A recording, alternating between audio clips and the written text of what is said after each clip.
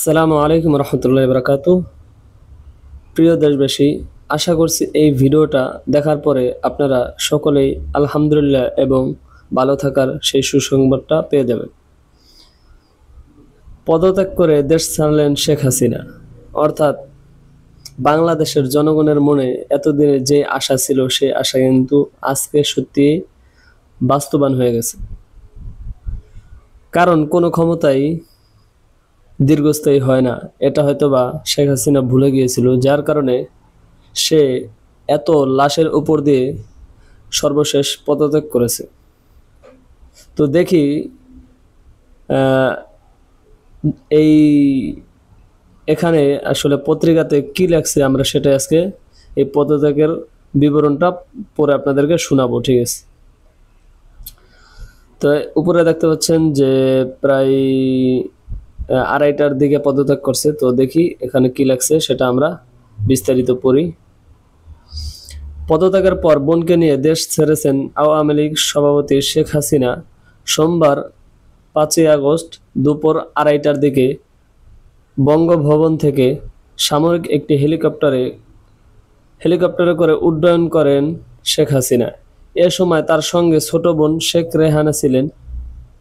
সংশ্লিষ্ট সূত্রে জানা গেছে, হেলিকপ্টারে করে তারা ভারতের পশ্চিমবঙ্গের উদ্দেশ্যে রওনা দিয়েছেন। অর্থাৎ তার এতদিন যে ভারত তাকে টিকে রাখছে বা ভারত যে তাকে সাপোর্ট দিছে, সেটা কিন্তু সে এই পলায়নের মাধ্যমেও বা দেশ ত্যাগের মাধ্যমেও কিন্তু সে সেটাই প্রমাণ করতে চাচ্ছে, ঠিক আছে?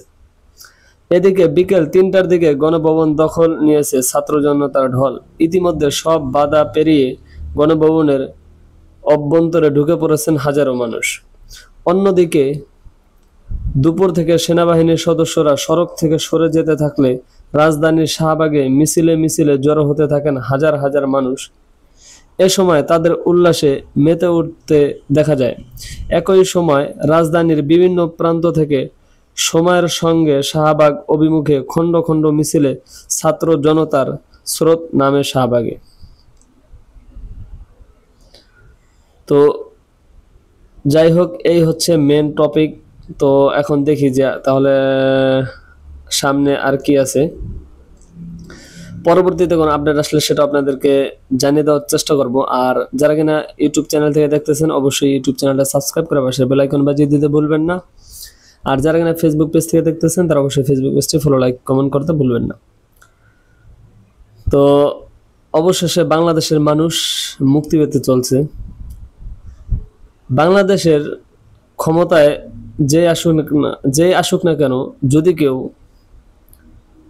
নিজের আর কি গদি টিকে রাখতে চায়, তাহলে অবশ্যই জনগণকে সাথে নিয়ে কাজ করতে হবে। যারাই কিনা আজ অব্দি জনগণকে দূরে ঠেলে দিয়ে কাজ করতে চাইছে বা ক্ষমতায় টিকে থাকতে চাইছে, তারা কিন্তু কখনোই টিকে থাকতে পারে নাই।